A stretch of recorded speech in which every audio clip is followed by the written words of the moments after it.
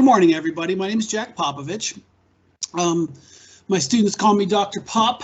You can call me Jack or whatever you want. I wanted to get a lot of people to attend this, so I talked about getting rich in the title. So it's a blatant attempt to get people. You will not be rich by the end of this, and you won't be rich in the next 55 minutes, but you'll learn some things, and that's really the key to this. Investing is kind of a lifelong process, and I want to get you started with some essentials. And why is my screen not advancing? There we go. Don't worry, we are going to talk about saving money a little bit, going to talk about having less debt. You can't invest unless you have the ability to save. You can't invest unless you have the ability to reduce or eliminate your debt. You have to understand your credit score. You have to understand budgeting. Don't worry, I have full hour-long presentations on credit score and budgeting. We're not going to do all that detail today. I'm going to concentrate on stocks and investing because I know that's what you came here for. And I did add 2 slides yesterday for the GameStop situation. I've seen different versions of this presentation many times. Ooh, somebody needs to mute. Hi, Mommy. Hi, mommies. There you go. I do love getting the little personality blips we get of everyone during this. This is fun. Anyway, so I know that you guys are probably all wondering about GameStop, so I added a couple of things towards the end for that.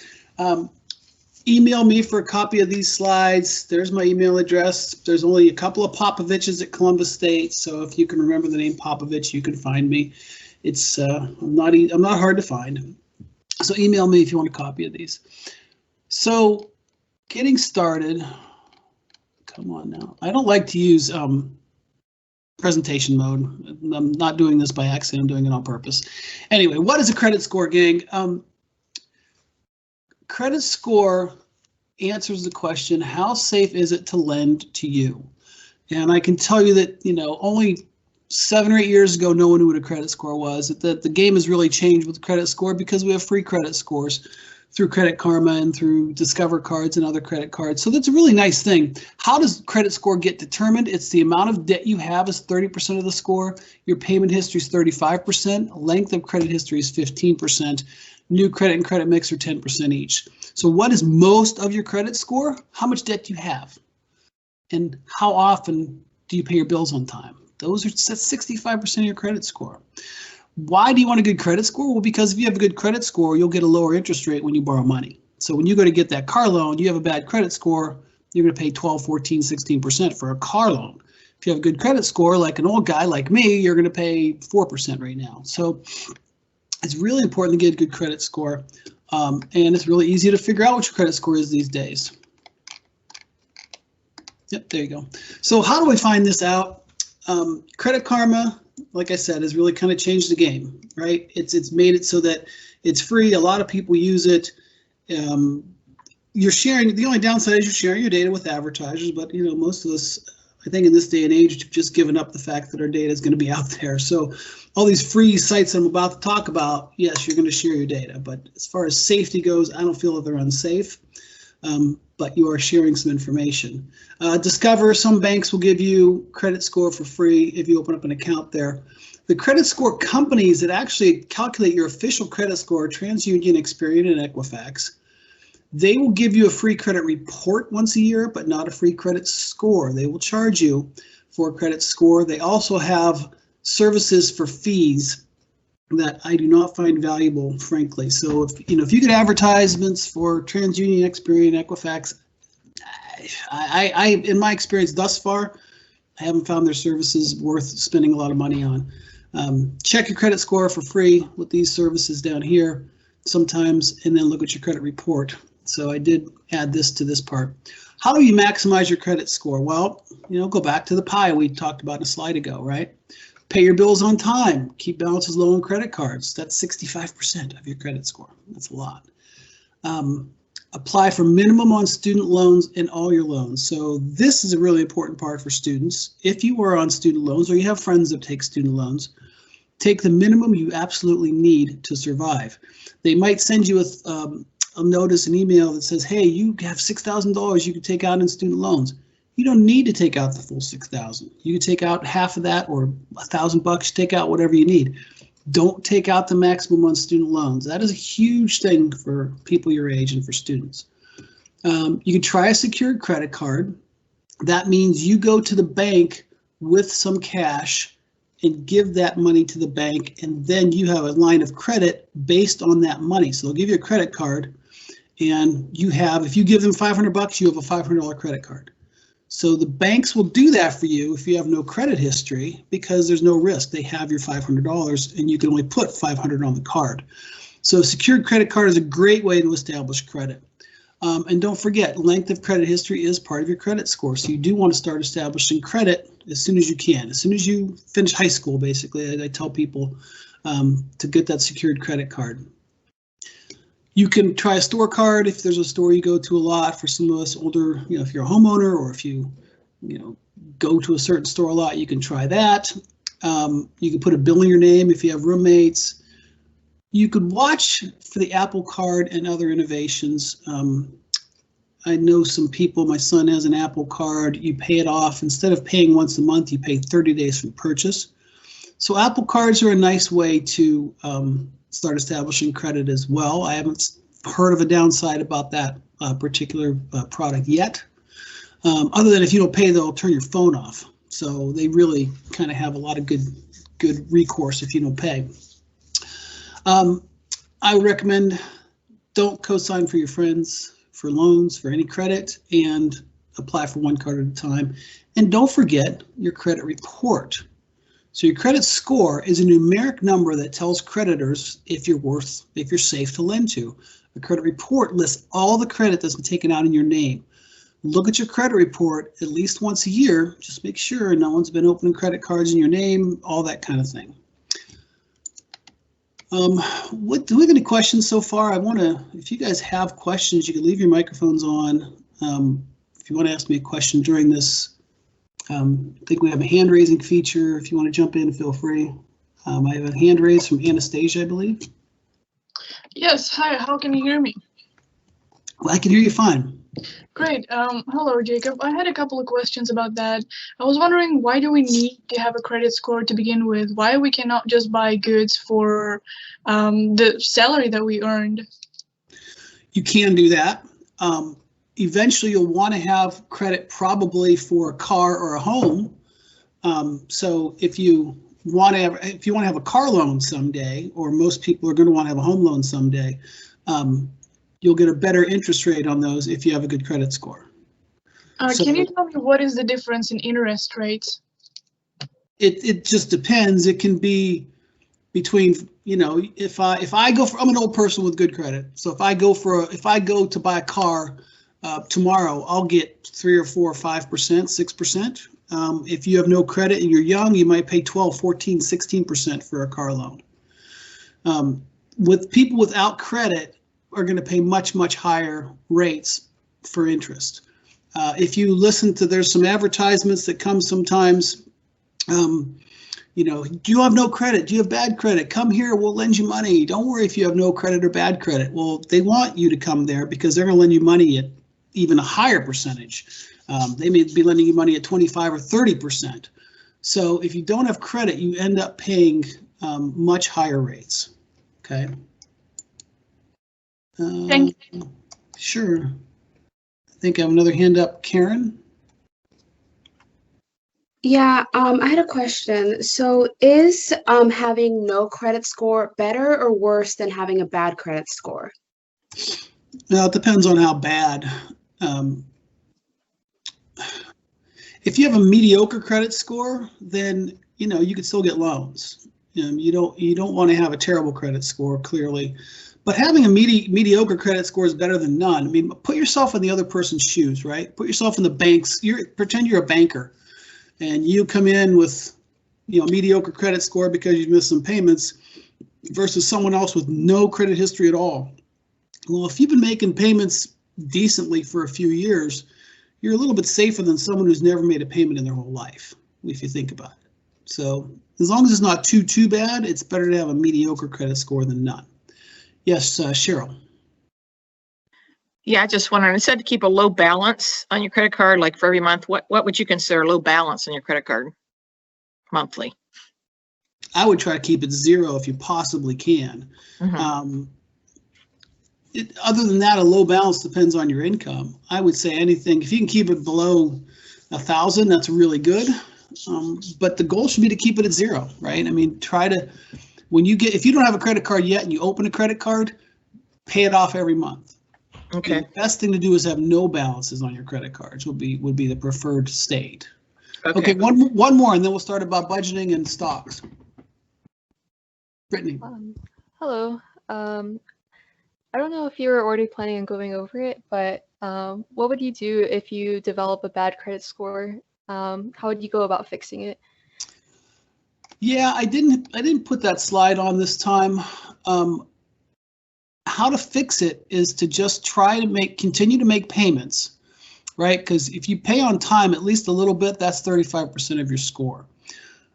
So try to continue to pay each one on time every month. And then just try to reduce the amount of your debt compared to your income. I mean, if I had $1,000 in debt, like I keep saying this, but I'm old. So if I had $1,000 in debt, that's different than somebody who's making, $15,000 a year that has $1,000 in debt. So try to pay on time a little bit each time. That's really the biggest thing. If you have a bad score, try to get it back up by paying on time and reducing your debt. The key is to not create the debt in the first place, right? Spend less than you earn is something that I can't say too many times. If you take personal finance, I say that a lot. Spend less than you earn is a big deal. And I know that's hard. No, it's not. It's not fun. It's not easy, but spending less than you earn is the key, and try never to get that debt in the first place if you possibly can. And I know that's difficult. Okay, so the way you can do that is with budgeting. So that's why I do a little bit about budgeting in this presentation. Most people kind of intuitively know what a budget is, right? The goal is to help you prioritize your spending, eliminate debt, and save money. So here's just a really quick example of a budget for a college student. So maybe your parents send you $500 a month, maybe you earn $2,000, maybe you get some financial aid. And then you want to break up your expenses into fixed and variable, or fixed and flexible. So like your car insurance, your cell phone's the same amount, your rent, if you have rent, this person isn't paying any rent. Those are fixed expenses that don't change. Then down here, you have the variable or flexible expenses, which you can control a little bit, right? You can make this $250 a month of eating out. You can get that down to maybe 150. Gas, a little bit harder to control if you have a job, obviously. Entertainment expense, now maybe this person goes to a lot of movies or whatever, you can cut those kind of things down. Clothing you can cut down. So when you start, I would recommend everyone, as soon as we finish this, to start a budget. Whether you do it on a piece of paper or a napkin or a simple Excel spreadsheet, it doesn't matter. I have a list of some things here. I've been using spreadsheets for so long, I usually do a budget in a spreadsheet. I used to do budgets in spreadsheets all the time. There's some nice Google Docs out at this source here, and there's some really good apps. I looked up, list the best 10 budgeting apps, and it went to NerdWallet, who has a nice summary of some different ones. Mint is the one I use. It links to your bank accounts. It tells you, I best basically put everything on my debit card. I'm sorry, my credit card, because I get points, but it goes right to my bank account. And then Mint can say, hey, you said you only wanted to spend $150 on restaurants per month.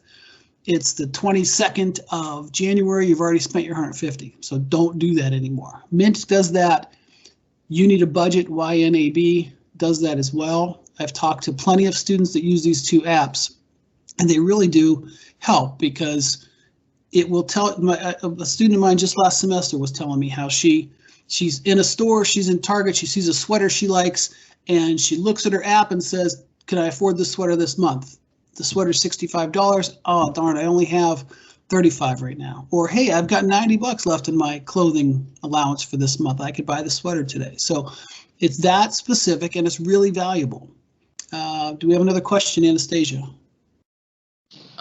Yes. Do you trust Mint? And is this a phone app or what is it? I trust it. Yes. It's an app that can be on your phone, and you can also have it. It's on your computer as well. So you can get alerts on your phone or on your email. It does both. It's on your computer and your phone. And I trust it as much as I trust anything, right? I mean, we are living in a time where I remember when I was a little kid and I told my father, I said, aren't you worried about someone going to break into the house? And he said, you know, when we're not home, if somebody really wants to break in, there's really not much we could do to stop them from breaking into our house. It's a scary thought, but it's realistic. And it's really the same with our online accounts. If somebody really, really, really wants to hack into your accounts bad enough, they probably can do it.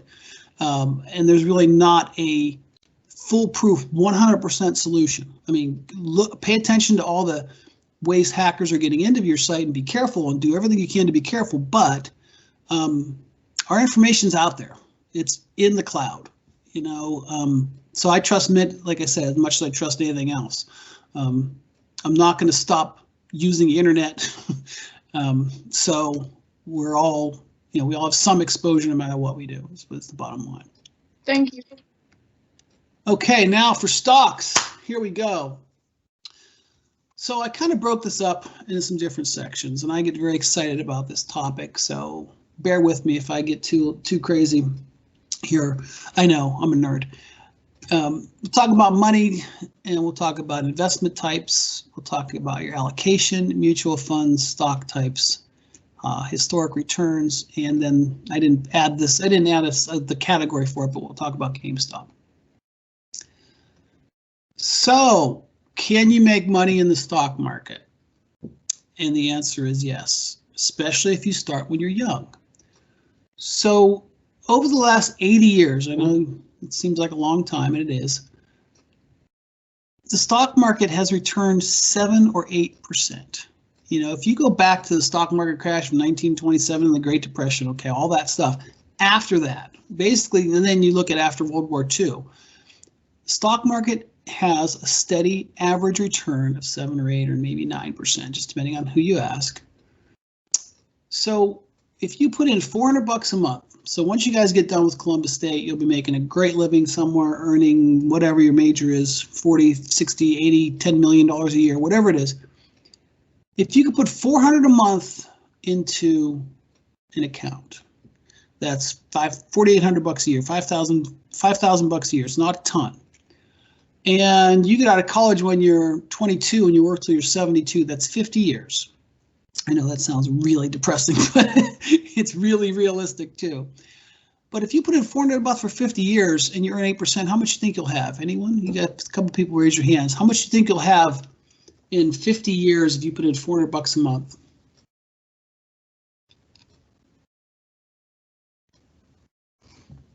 Guesses? We need some time to calculate. Sorry? I couldn't quite hear that, Anastasia. It will probably take some time to calculate. It really doesn't. 250? Pardon? 250,000 or so? I don't know. It's a good guess. By the way, those of you that take my personal finance class, you learn how to do calculations like this. It's really not as hard as you might think. But the answer is $3 million. So if you can start putting money in when you're young, you can have a lot when you're old, okay? If the stock market continues on an average of 8%. So will it be in the next 30, 40, 50 years, will it average 8%? I have no idea. No idea. I'm not promising anything. I'm just telling you that on average, if you invest in a wide variety of stocks, that's what the stock market returns. So again, no guarantees. I don't know what the future holds. No one does. Anyone says they do. Anyone that says they know what the stock market's going to do exactly is just lying. But I'm banking on the fact that it'll return around 8% for the rest of my lifetime and your lifetimes, frankly. Here's how it compares to some other investments. So inflation runs at about 3% on average over time. Treasury bills return 4% maybe, long-term government bonds and corporate bonds return 5 or 6%. And here's the stock market just chugging along up here at around 10%. This is this was over a 90-year, since World War II. So that is the, this chart was made on, it's 1946 and after what the stock market has returned compared to other types of investments. We'll have a slide later that shows you calendar year returns, and there's some years are positive, some years are negative, but mostly, obviously, much more positives than negative. Investment classes, there's really three kinds, and not everyone looks at it this way, but I think it's important. Most investments, you're lending or you're owning. So if you're lending money to an entity like a bank or a government or a corporation, you're lending them money and they're paying you returns on it. You can do this with corporate bonds or government bonds. They're pretty low risk. If you lend money to Walmart or you lend money to the city of Reynoldsburg in a corporate bond, the only way you won't get your money that they promise you would be if they go out of business during the time of that loan. CDs at your bank, certificates of deposit. If I go down to my bank, I bank with a couple different banks, but if I go to Huntington and say, hey, I'm going to do a 1-year CD, certificate of deposit, and they're going to pay me 3%, that means in a year I get my money back plus 3% unless Huntington goes out of business in that year. So it's pretty low risk if you consider the fact that, if you work with bonds in safe corporations or safe governments, they're a pretty safe investment. Owning is what we talk about when we're talking about stocks. If I own 100 shares of Microsoft stock, I own a tiny, tiny, tiny, tiny little piece of Microsoft. Microsoft has probably 1 billion shares right now, I think. So if I own 100 shares, it's a tiny percentage, but I do own a little bit of Microsoft.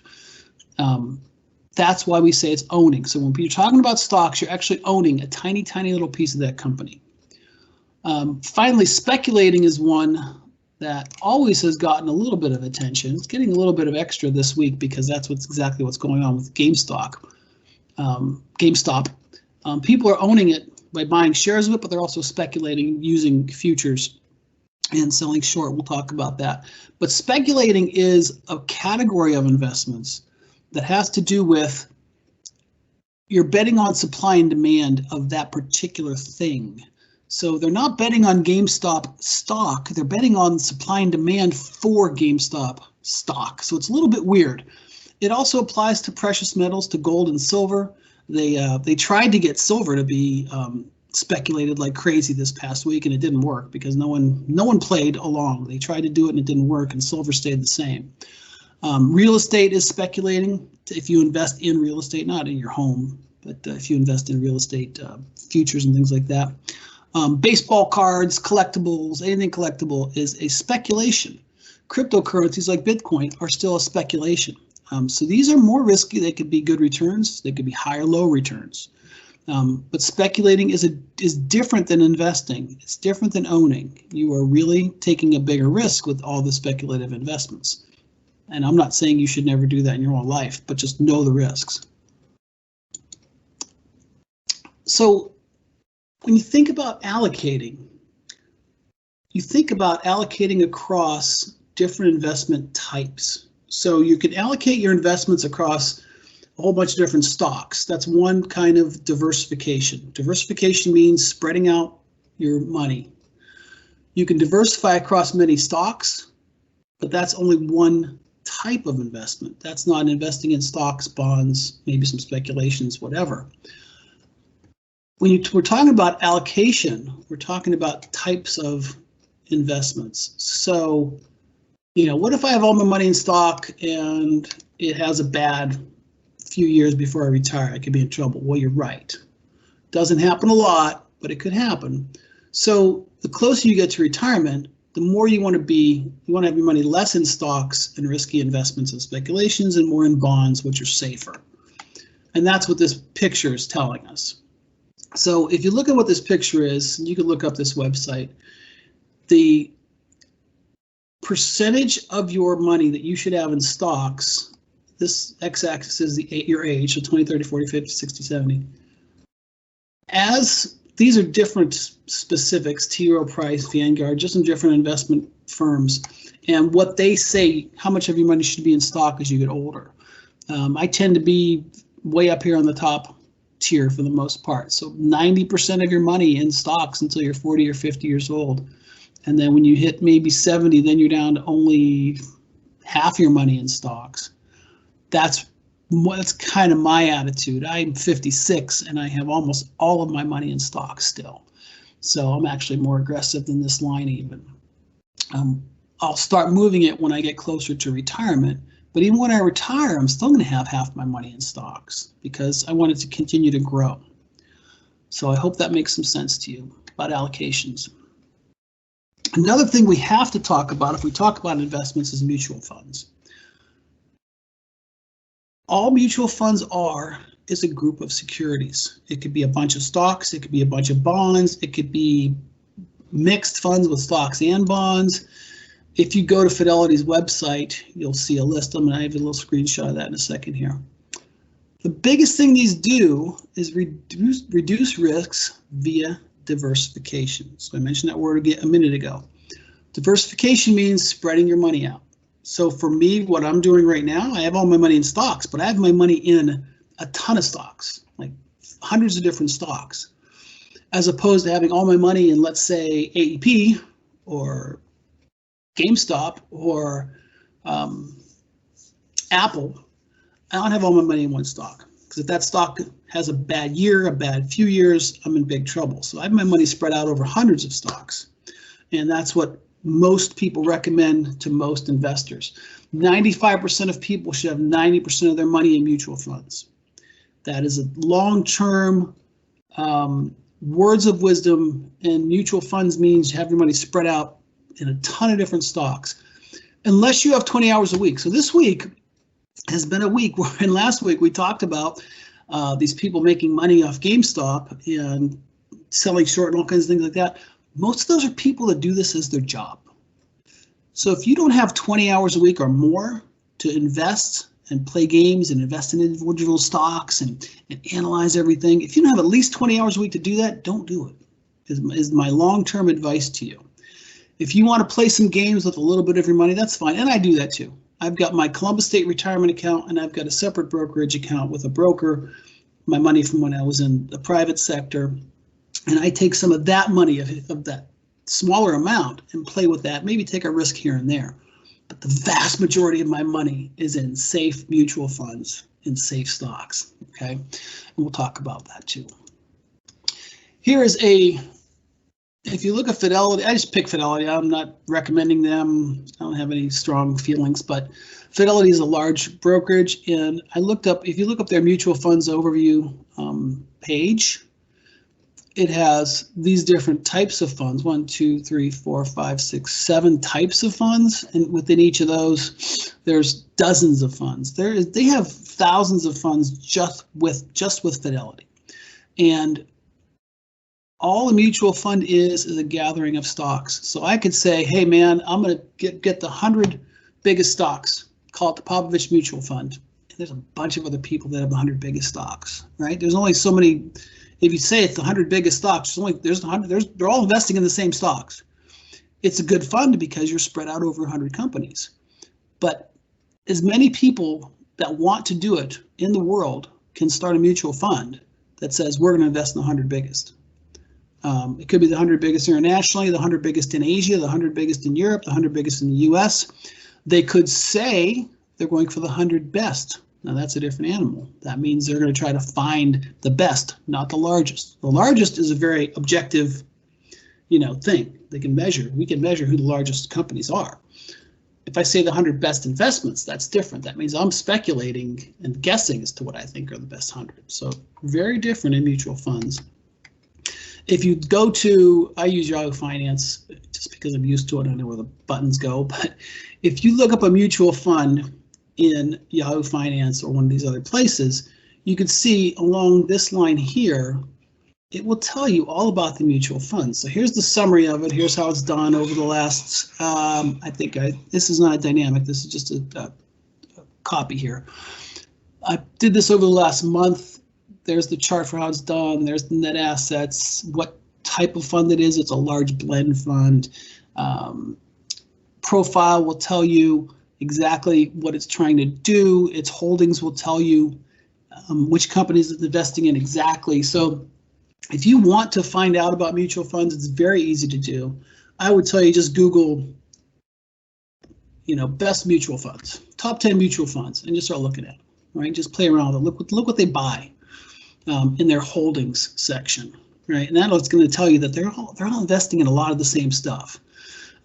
You could say, hey, give me the top 10 mutual funds that are in pharmaceuticals. You could do a mutual fund that only invests in a certain type of company, a certain size company, a certain country, a certain region of the world. There was a BRIC fund, Brazil, Russia, India, China. There's pharmaceutical funds, there's tech funds, there's all kinds of them. So if you can imagine it, there's probably already a mutual fund for it. I tend to invest in the just the biggest ones, which are the Fortune 500. Have you heard of the Fortune 500 maybe? Largest 500 companies in the US. That's when I tend to put a lot of my money in just because it's spread out over 500 companies and it reduces my risk. What can these mutual funds invest in? They can invest in, if they're a stock mutual fund, they can invest in different types of stocks. The big distinction in stocks is whether it's a growth stock or an income stock. Okay, so first I want to talk about blue chips for a minute. They're large, well-known companies, right? If it's a big one that you've heard of, probably considered a blue chip. There's not an exact science to exactly what a blue chip is, but they're the big ones that you know well. Growth stocks means they're probably not paying dividends and they are growing. Income stocks means they're probably not growing real fast, they're mature, and they're paying high dividends. So that's kind of the distinction, growth versus income. Then there's speculative, which are even more risky than a growth stock. Cyclical stocks move up and down with the economy strongly. Defensive stocks are less affected by the economy. So this is another distinction, cyclical versus defensive. Cyclical stock is something that does well in a good economy and is going to do bad in a bad economy. Defensive do well in any kind of economy. So a defensive stock might be laundry detergent, might be cigarettes, things that people buy when they might lose their job as a defensive stock. Cyclical are more, if you are worried about losing your job, you're not going to buy that product. So luxury cars maybe. And then there's the size of the company to determine the last distinction of different types of stock. Okay, I don't know if you've heard of the Dow 30. I told you what the Fortune 500 was. The Dow 30, you might often hear how the Dow 30 is doing. If you put on the news, if you pay attention to any of the stock shows, they're going to say the Dow did this today. Well, the Dow, all the Dow is the Dow Jones Industrial Average. It's the average price of the 30 largest stocks in the US. There's other indices around the world. There's the FTSE, which is the companies in England. There's the Nikkei, which is the average largest stocks in Japan. The Dow is one we hear of in this country most often because it's the largest 30 in the United States. These are all blue chip companies, and you probably recognize them, right? Apple, Disney, IBM, Microsoft, Pfizer. Maybe you don't recognize all of them. Maybe you don't recognize Dow DuPont, or maybe 3M, but these are pretty famous large companies. How do stocks do? Should you be in the stocks? Well, my money says yes, and here I showed you earlier that chart how it averages, 8, 9, 10%. This is an interesting one because it talks about, here's 0% calendar year returns. Here is breaking even, 0% right up this middle here. How many times does the stock market actually lose money in a calendar year? It's everything over here. And this is how much it lost. So even in 1929, 1932, it lost between 0 and negative 10%. How many years has it lost more than 10%? Not very many. In 2001, 2002 were rough. 2008 was a bad year for stocks. 2009, look what a big comeback we made in 2009. Since 2009, we've been on a bull market. We've had only one negative year since 2009, if you look. It's really pretty crazy how well the stock market's done. This went up to 2012, so I added 13, 14, 15, 16, 17. But yeah, since 2009, we've had one negative year. Should we have another negative soon? Maybe, probably.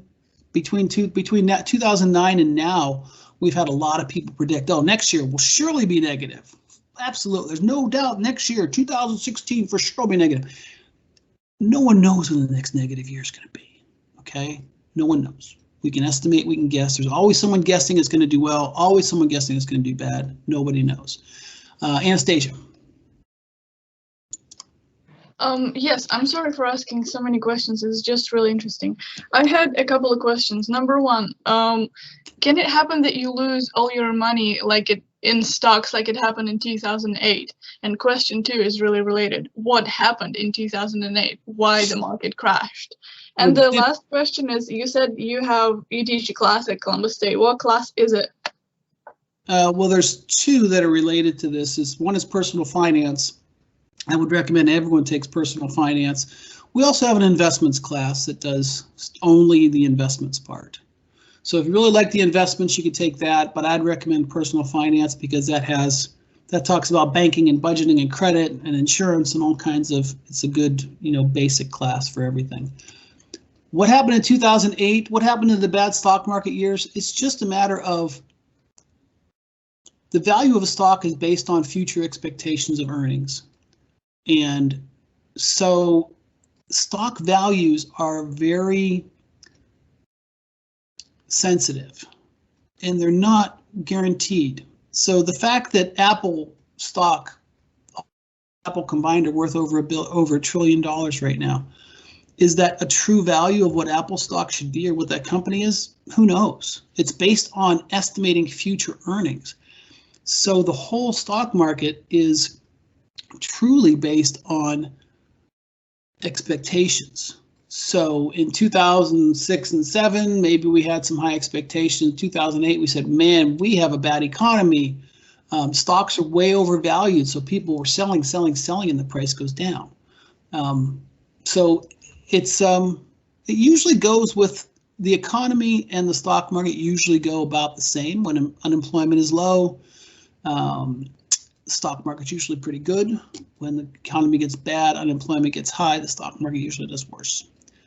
That's about as, basic of it. Couple of apps that I want to just tell you about. If you want to start investing, I would recommend, if you can scrape together a few $100 or $1,000, I would recommend starting an online brokerage account. These are some of the old traditional companies. Basically every company has an online app at this point. So you could ask your parents if they have an app that they like or if they have a company they use.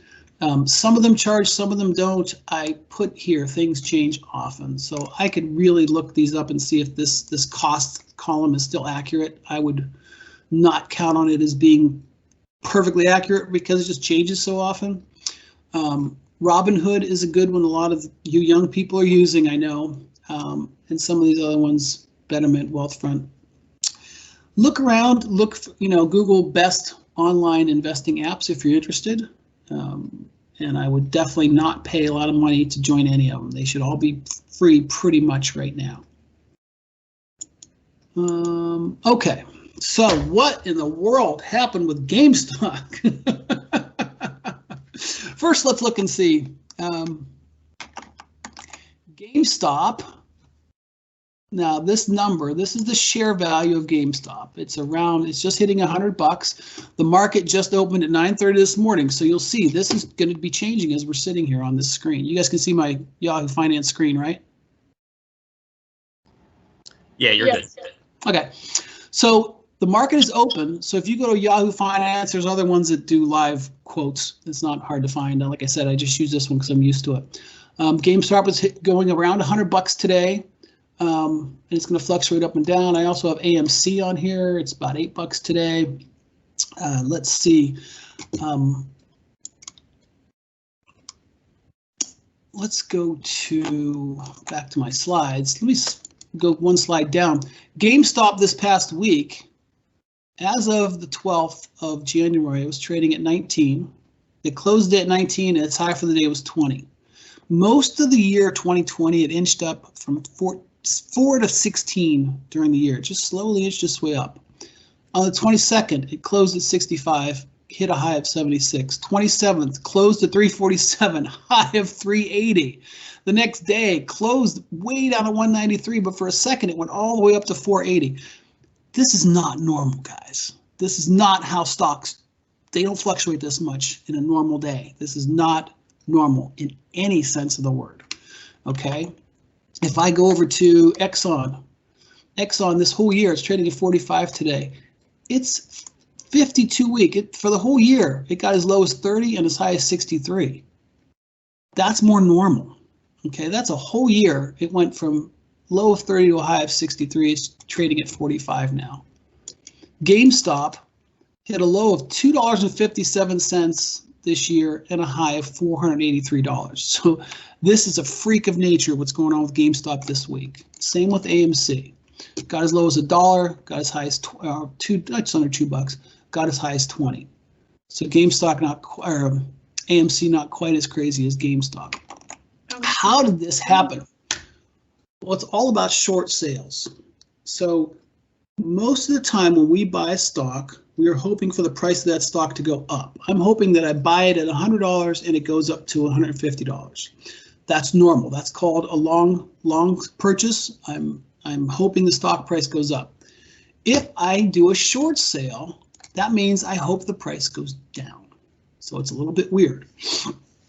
It's a little riskier, and I'll show you why. Because when you do a short sale, what you do is you call your broker and you borrow shares of stock, and then you sell it and you put that money in your pocket. You hope the price goes down and you buy it back. And you use less of that money to buy those same number of shares back at a lower price, and that's how you make your profit on a short sale. So you're betting on stock to go down, but what you're actually doing is borrowing it and selling it that day. So it's a little bit weird, the mechanics of how it works, okay? So my example here, let's say I think Exxon's going to drop. It's currently about $45 a share. I borrow and sell 100 shares, and I get $4,500 from Jeff. Thank you, Jeff. So I take that $4,500, I pay a little fee to my broker to borrow the stock, and I put that $4,500 in my pocket. If the price drops to 30, I can go buy 100 shares on the open market at 30 and spend $3,000 on it. Well, Jeff gave me $4,500 a few days ago, so I've got $1,500 left in my pocket, minus my fees. So it works really nice if the price goes down. Sadly, if the price goes up, it's the opposite effect. If the price goes up to $60 a share and I want to buy those 100 shares, I have to find another $1,500 to come up with the $6,000 to buy those 100 shares. Now, would I do that if the price went up? Maybe not. However, if the price goes high enough, the broker I borrow the shares from can force me to buy that. Okay, that's called a margin call. And that means that the broker says, hey man, Popovich, you've lost money. We want our money back. We're scared you're going to skip town with our money. So you have to go buy those 100 shares right now. We want our shares back today. So I've got to spend that $6,000 to buy those shares back. Now, when GameStop happened, there was a ton of people out there that did the short sale. They borrowed shares of stock and they sold it and had the money in their pocket ready to buy it back. When that price started going up, those brokerage houses started panicking and saying, hey, we want our shares back. You guys, you borrowed our shares. We want it back right now. And so all those people had to buy those shares back. And there was all you young people on Reddit buying shares and driving the price up. So all those, and then all just buying shares, outright normally buying shares, which if a lot of people want to buy, the price goes up. Price is going up, and then those brokers are calling and saying, hey man, I want my money. You got to go. I want my shares back. You got to go buy them. I don't care what it costs you. Buy those shares back and send me my shares back today or you're in big trouble. And though all the brokerage houses did that to all these investors. Now, I'm buying 100 shares. These guys are buying 100,000 shares or 1 million shares. I mean, so we had millions and millions and millions and millions of dollars out there. Here's the other weird part. Oh, that's called a short squeeze. Okay, a lot of people selling short and a lot of people buying the stock. It's called a short squeeze. If you want to look that up, you can basically hear what I just said. Maybe better than I said it. Here's what's really crazy though. There's no law against people borrowing shares more than once. So I borrow some shares to do a short sale, and then if I also happen to be a broker, I can lend those shares to a client. So if I'm a broker and I borrow shares to go short, I could lend those shares again. That's why it got really crazy, because shares can be borrowed more than once. Let's see how many shares GameStop has. I think it's going to get under statistics. Yeah, they have 69 million shares. Okay. They have 69 million shares of GameStop stock. And how many shares were traded? 96 million. So shares were traded 1.5 times on average in the last 10 days. Okay, pretty crazy. People are moving these shares all over the place. They're selling so fast that it's changing the price like crazy. Okay, if you look at there's where's the average volume? 28 million shares trading hands every day. Right, volume 10 million shares today already. This is crazy numbers. Okay, Exxon 2 million shares today. Okay, GameStop is so much smaller than Exxon, and they've already traded 10 million today. Okay, Exxon, if you look, Exxon's worth 192 billion market cap. GameStop 6 billion. So much smaller company. And when this share price goes down, this market cap is going to go way down from that. So it is a freak of what's going on right now. I don't think GameStop will happen again anytime soon. It could. I mean, the Reddit people can say, let's hit the next stock that had a lot of short sales on it. I won't be surprised if there's some new regulations based on this anomaly this week. For those of you who are thinking about getting in on easy money, don't. It's not easy money. My stepsons both scraped together a little bit of, birthday money and stuff and bought some stock, and they both lost. So you're not going to win and make a bunch of money on this. Okay. I'd stay out of it, unless you want to become a day trader someday and you want to spend your life doing this stuff, which is a great way to make a living. Day trader, I'm not knocking being a day trader. Unless you want to do this as your full-time job, don't try to jump in on things like, on this and make money. I did read an article this morning. The Reddit people were trying to kind of take a shot at the hedge funds and all the professional investors and all that stuff. Well, guess what? All those professional investors found a way to make their money back in the last couple of days. They're very smart and they already have money and they know what they're doing. So guess what? They lost some money, but most of them got their money back. And most of the individual investors that were having fun and playing a game, most of them lost. Small amounts, but still, most of them lost. So sure, you might have a friend that made $1 million. My son has a friend that claims he made like $5 million on GameStop because he just hit it the right way, hit it at the right time.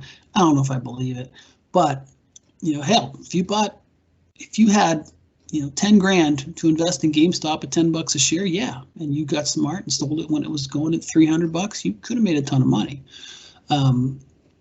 This isn't really how people can make money in investing. You really want to do mutual funds, diversification, the stuff I talked about earlier. But yeah, this is a crazy thing going on with GameStop. And like I said, it closed yesterday at 118 with a low of 74, and today it's trading at, it's already down to 95 now. So I usually don't watch stocks during the day. I have my stocks invested. I know where my money is. I'm all set. But I've been watching this week because it is pretty crazy what's going on. That's about all I had. It's 9:54. We have 6 minutes for questions if anybody has any. I'm glad you guys asked during the presentation, but if you have any more, what do you got?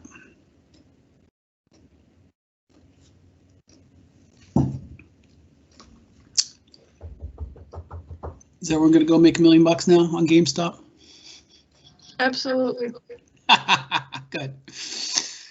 No, look at best mutual funds, and I would tell you, if you have a little bit of cash, try to open up an account and invest in some safe things. That's what I would tell you. To start, or pretend you have 5,000, right? Pretend you have 5,000. Pick a mutual fund or pick a couple of good stocks. I got Karen, I think, had her hand up first. So you lightly mentioned CDs. What are those? Certificates of deposit. You go down to your bank and you give them money, and they hold your money for 6, 12, 18, 24 months. So, and they'll pay you interest on it. So certificate of deposit, they're not super big right now because interest rates are low. If I went to Huntington and said I want to do a 1-year CD, they'd probably say they're paying 1%, maybe 0.75%. It's safe because you'll probably get your money back in interest unless Huntington goes bankrupt, but you won't earn a ton. That's what CDs are, certificates of deposit. Cheryl? Yeah, I just had a question. How does the broker force you to buy back stock, and is there a time limit to do that? They force you to buy it back because it's in a contract. So you borrow those shares and you sell them short. And it's in the contract that they can force you to buy, to give them their shares back, and you have to go out on the market and buy them. So it's in the contract. You sign something that says, I want to borrow these 100 shares or 1,000 shares or 10,000 shares. I want to borrow these. And the broker says, okay, but we can tell you if they hit a certain price, we can demand that you give us our shares back, which means you have to go out and buy them on the open market. So it's part of the contract you sign, and it varies by broker and your relationship with that broker, of course. If you have a huge account, you know, like let's pretend I had a $5 million account and I want to borrow 100 shares. Maybe I'd have more favorable terms than if I had a much smaller account. But it's in the terms of the agreement when you borrow the shares to sell short. Okay, thanks. Anastasia, one more?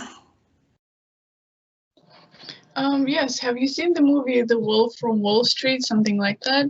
And in that movie, they made it look like buying stocks is a scam.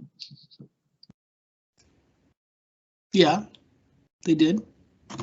For normal ordinary working people, unless you're coming from some kind of a high-end uni or you're a proper banker. That's very much untrue. In that movie, they were selling bad stocks on purpose. They were selling penny stocks in that movie. They were selling stocks that weren't going to perform well, and they were taking advantage of poor people by calling them and aggressively selling them stocks. So yes, they were ripping off customers. However, buying stocks is not a ripoff. Go buy safe stocks, buy those Dow 30 stocks, buy blue chip stocks, or invest in a mutual fund that has 100 large stocks. Definitely not a ripoff. Definitely not a scam. There are people that will try to scam, investors, surely, but for the most part, it's safe and it's fine. Just invest conservatively and wisely. And I would tell you to take my class or some kind of, educate yourself on how to do it so you're not at the mercy of someone that might try to rip you off. So you suggest to take your personal finance class? For sure. Thank you. And it doesn't have to be my section. There's 20 or 30 sections every semester. It doesn't have to be mine because they're all mostly the same. So anytime that fits in your time frame, or if you want to take a web class. But there's a lot of sections of it. It doesn't have to be just mine. Everyone that teaches that class is a great teacher. So. All right. Is that it? I have one more question. So when you are trying to get into investing or making more money, not just your income, how much would you recommend out of your income to invest? Short term or long term? I guess short term in order to earn more long term. Well, put it this way. I would tell you before you get your first job out of college, right? If you're still a student and maybe where you're working part-time or you're taking classes or whatever, if you don't have a ton of money, I would tell you to, just start off with $500. Okay, I wouldn't put a ton of it in. If you get a nice job, like after college, they will hopefully give you an option of investing for a retirement account. That is a great way to make money.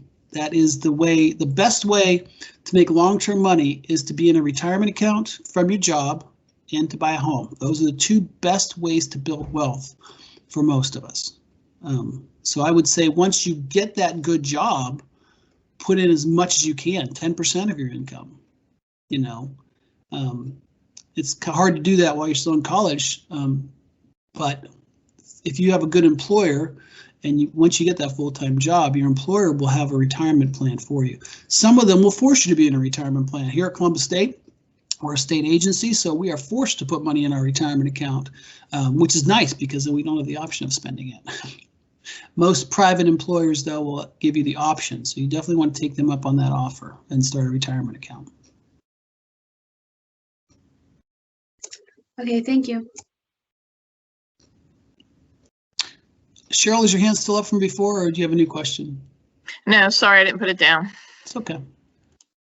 All right, well, it's 10:01. Some of you might want to go to the next session, so I don't want to go over. There's my email address. I love answering questions about this, talking about this. Shoot me an email. We could set up a time to chat if you want to.